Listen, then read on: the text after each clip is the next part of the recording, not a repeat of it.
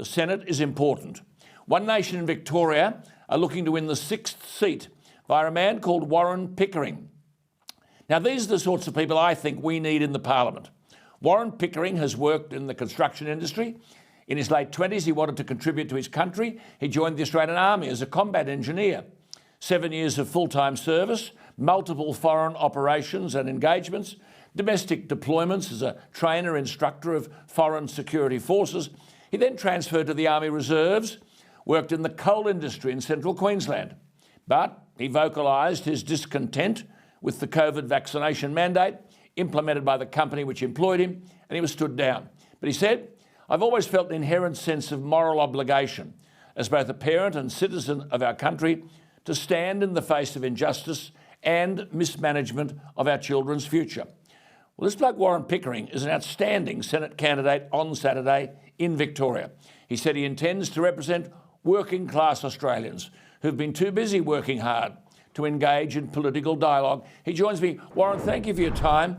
Congratulations, you're a great candidate. You say Australians find themselves drastically underrepresented in all areas of government. What do you mean by that?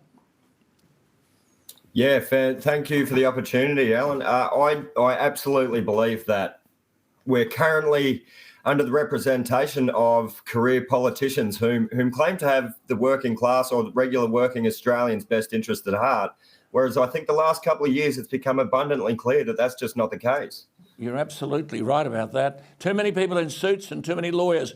You said you joined One Nation because, quote, "it's always been the flag bearer for the Australian working class." Amplify that point, Warren.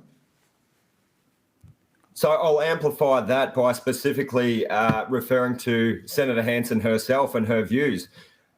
I feel like she's always had a finger on the collective pulse of working class Australia. So she's able to, anytime a new topic comes up in the news, rather than like the majors sit on the fence or dilly-dally and wait to see which way public opinion falls before making a statement or choosing a side, so to speak, Senator Hanson knows she's got a finger on the pulse of working class Australia. So she's able to express her own opinions vocally straight away with a fairly reasonable understanding that most Australians will get behind her and her opinion. Good on you. Absolutely right. Look, I was interested to note your point about fuel security.